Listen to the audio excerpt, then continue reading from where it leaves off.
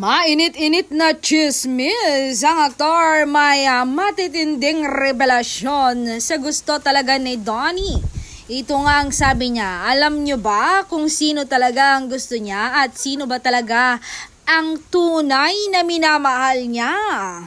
Ito na nga ang chismis. Ito na nga ang minamanifest niyong lahat.